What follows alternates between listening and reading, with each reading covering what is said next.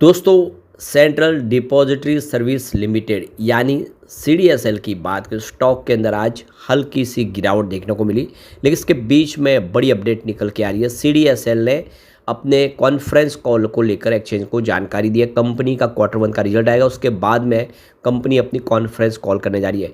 पूरी अपडेट क्या है उसको समझने की कोशिश करेंगे इस वीडियो के माध्यम से। सीडीएसएल जो आपके शेयरों की रखवाली करती है, जितने डीमैट अकाउंट है उसका कामकाज सीडीएसएल के पास है, और इसकी पेयर कंपनी एनएसडीएल है जो अभी बाज़ार में लिस्ट होनी है। अभी फ़िलहाल कंपनी की मोनोपोली है। दूसरी तरफ अगर हम बॉम्बे स्टॉक एक्सचेंज की बात करें तो बीएसई बहुत ही बेहतरीन है। आज भी एक अच्छी तेज़ी देखने को मिली, पिछले कुछ दिनों से बेहतर प्रदर्शन कर रहा है, लेकिन अपनी ऑल टाइम हाई से स्टॉक नीचे है। आने वाले समय संभावना क्या बन रही है और नया जो शेयर होल्डिंग पैटर्न आया वो क्या इशारा कर रहा है, कुछ चौंकाने वाले नाम है जिसको इस वीडियो के माध्यम से समझने की कोशिश करेंगे लेकिन फ्रेंड्स, उससे पहले अगर आप पहली बार हमारे चैनल पे आए तो चैनल को सब्सक्राइब कर दीजिए, एक बेल आइकॉन दबा दीजिए ताकि जब भी नया वीडियो बने पहला नोटिफिकेशन आपको मिले। वीडियो पसंद आए तो लाइक से जरूर कीजिए। चलो फ्रेंड्स, वीडियो स्टार्ट करते हैं। मैं हूँ आपका दोस्त SB दवे और हमारे अपने चैनल ऑनलाइन कमाई में आपका बहुत बहुत स्वागत है। तो सबसे पहले सीडीएसएल के कारोबार की बात कर ले तो 1715 पर क्लोजिंग देखने को मिली, जहाँ पे 0.95% की गिरावट थी, यानी लगभग 1% के आसपास की गिरावट देखने को मिली। अब जो बड़ी अपडेट निकल के आ रही है, सीडीएसएल ने जो एक्सचेंज को जानकारी दी नोटिस के माध्यम से, कंपनी अपनी कॉन्फ्रेंस कॉल करने जा रही है और वो होगी 28 जुलाई 2025 को। तो कंपनी का रिजल्ट आने वाला है और इस रिजल्ट को लेकर कंपनी ने अब कॉन्फ्रेंस कॉल का ऐलान कर दिया है। तो ये देख सकते हो कि 28 जुलाई 2025 को 12 बजे कॉन्फ्रेंस कॉल शुरू होगी और इसमें जो मैनेजमेंट है वो इस रिजल्ट को रखेंगे और इन्वेस्टर के साथ में बातचीत करेंगे, क्या क्या अचीवमेंट हुआ है उसकी जानकारी देंगे। तो यहाँ पे जो इन कॉन्फ्रेंस कॉल का हिस्सा बनेंगे, जिसमें नेहल वोरा जो मैनेजिंग डायरेक्टर और चीफ एग्जीक्यूटिव ऑफिसर है, गिरीश अमेशारा जो चीफ फाइनेंशियल ऑफिसर है, इसके अलावा सुनील अलवर्स जो मैनेजिंग डायरेक्टर और चीफ एग्जीक्यूटिव ऑफिसर है सीडीएसएल वेंचर्स लिमिटेड के, इसके अलावा कमलेंद्र श्रीवास्तव जो मैनेजिंग डायरेक्टर और सीईओ है country wide commodity repository limited, और लतेश शेट्टी जो मैनेजिंग डायरेक्टर और सीईओ है सेंट्रिको इंश्योरेंस रिपोजिटरी लिमिटेड, और अमित महाजन जो चीफ टेक्नोलॉजी ऑफिसर है, नयन ओवलकर जो चीफ रेगुलेटरी ऑफिसर है, विनय मदन जो चीफ रिस्क ऑफिसर है, राजेश सराफ जो चीफ डाटा और ऑपरेशन ऑफिसर है, नीलेश लोढ़िया जो chief of business development and new project है, और सौरभ कुमार गोटी जो फाइनेंशियल कंट्रोलर है, Nilesh Kumar assistant vice president है। ये सारे के सारे इस कॉन्फ्रेंस कॉल का हिस्सा होंगे और आप देख दो कि इसमें कंपनी की जो भी अचीवमेंट होगी रिजल्ट के दौरान उसकी जानकारी शेयर की जाएगी। अब हमारे सामने नया शेयर होल्डिंग पैटर्न भी आ गया है। प्रमोटर की होल्डिंग यानी 15% के आसपास सरकार की होल्डिंग है जो लगातार बनी हुई है। एफआईआई की बात करें तो उनकी 17% की होल्डिंग थी दिसंबर में, मार्च में ये घट के 11.3% हुई है, लेकिन इस बार जून में फिर से 12.9% हो चुकी है। तो निवेश फिर से बढ़ा है, यह एक शुभ संकेत है। बात डीआई की करें तो उनकी 19.3% की होल्डिंग थी दिसंबर में, मार्च में ये घट के 15.4% के आसपास आई और जून में ये 14.2% हुई। इसका मतलब ये है कि डीआई ने लगातार अपना निवेश कम किया, उन्होंने अपनी प्रॉफिट बुकिंग की है। जनरल पब्लिक की बात करें उनकी 48.7% की होल्डिंग थी दिसंबर में, मार्च में ये 58.3% हुई, लेकिन फिलहाल जून में 57.9% हुई है। तो जनरल पब्लिक ने भी अपना निवेश घटाया। अब यहाँ पे जो बड़े निवेशक हैं जिन्होंने निवेश किया तो उसमें Nippon India trustee limited ANC Nippon India small cap fund ने 1.31% का निवेश किया है और ये इसीलिए शो हो रहा है क्योंकि उनकी होल्डिंग 1% से ऊपर है। करीब 6.20% होल्डिंग अलग सारे म्यूचुअल फंड की है जिनकी 26 की संख्या है।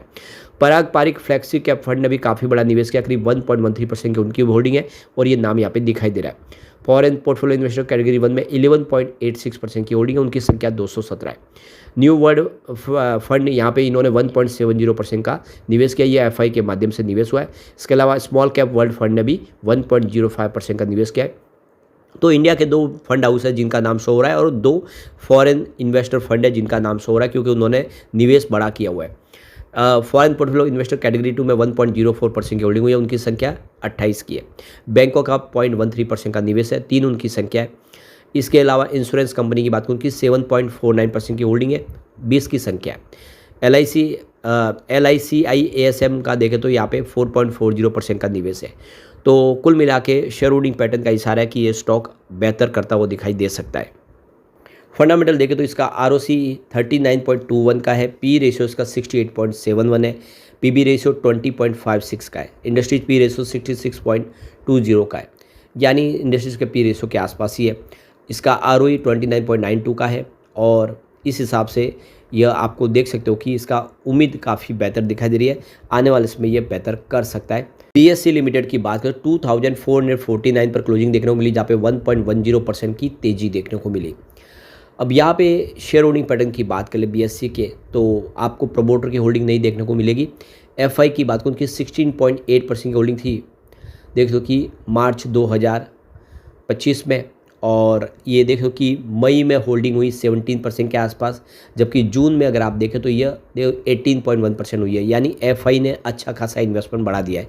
DI की बात करूँ कि 12.3% होल्डिंग थी मार्च 2025 में, और मई में ये घट के 11.8% हो गई, जून में 11.3% हुई। इंडिया के जो बड़े फंड हाउस है DI उनके निवेश कम हो गया है। जनरल पब्लिक की बात करूँ कि 48.8% की होल्डिंग थी मार्च 2025 में, मई में ये बढ़ के 49.5% हुई, जून में फिलहाल 50% हो गए। तो जनरल पब्लिक की होल्डिंग बढ़ी। अदर्स की बात करूँ कि 22.1% की होल्डिंग थी मार्च 2025 में, मई में ये 21.8% हुई, फिलहाल जून में 20.6% हुई, यानी होल्डिंग घटती हुई दिखाई देगी। अब यहाँ पे कुछ बड़े फंड हाउस जिनका निवेश अगर देखें जो 1% से ऊपर है, म्यूचुअल फंड में 9.19% का निवेश किया हुआ है, उनकी संख्या 168 है। तो Nippon life India trustee limited ने 1.5% का निवेश किया हुआ है, तो इसीलिए इनका नाम शो हो रहा है। इसके अलावा कोटक फ्लैक्सी कैप फंड ने 1.42% का निवेश किया है, Invesco India mid cap fund ने 1.22% का निवेश किया है। ये सारे के सारे म्यूचुअल फंड का नाम शो हो रहा है। इसके अलावा फॉरेन पोर्टफोलियो इन्वेस्टर कैटेगरी 1 में देखें तो 18.14% का निवेश है, उनकी संख्या 778 है। इसमें न्यू वर्ल्ड फंड का 1.44% की होल्डिंग है। इसके अलावा आप देखें तो यहाँ पे इंश्योरेंस कंपनी में 1.54% की होल्डिंग है, और इसमें टाटा AI लाइफ इंश्योरेंस की 1.28% की होल्डिंग है। अब यहाँ पे इंडिविजुअल इन्वेस्टर जिनका निवेश देख सकते हो कि 2 लाख से ज़्यादा, उनकी 7.93% की होल्डिंग है, उनकी संख्या 86 है, जिसमें मुकुल महावीर अग्रवाल की 1.18% की होल्डिंग, यानी मुकुल अग्रवाल ने काफ़ी बड़ा निवेश किया, इसलिए वो यहाँ पे नाम शो हो रहा है। इसके अलावा S गोपाल कृष्णन जिनकी 1.18% की होल्डिंग है। ये 2 बड़े निवेशक हैं जिन्होंने काफ़ी बड़ा निवेश किया है, और ऐसे इंडिविजुअल इन्वेस्टर जिनका निवेश 2 लाख से नीचे, उनकी 29.93% की होल्डिंग है। कुल मिला के ये इशारा है कि आने वाले समय में BSE बेहतर कर सकता है। यहाँ पे फंडामेंटल देखो तो ROC 31.46 का है, पी रेशियो इसका 77.22 का है, PB रेशियो 23.15 है, जबकि इंडस्ट्रीज पी रेशियो 66.20 का है, ROE 29.97 है, और EPS इसका 32.52 का है। डिविडेंड 0.3% का कंपनी ने दिया है, और बुक वैल्यू इसकी 108.92 की है, फेस वैल्यू 2 है। तो फंडामेंटल अच्छे हैं, इशारा कर रहे कि आने वाले समय BSE कमाल कर सकता है। लेकिन फ्रेंड्स, कोई भी इन्वेस्टमेंट करने से पहले अपने फाइनेंशियल एडवाइजर से एडवाइस ले ले, या अपना खुद का रिसर्च करें, क्योंकि मैंने वीडियो आपके एजुकेशनल पर्पज़ के लिए ही बनाया। वीडियो पसंद आए तो लाइक से जरूर कीजिए और चैनल को सब्सक्राइब कर दीजिए। Thank you friends.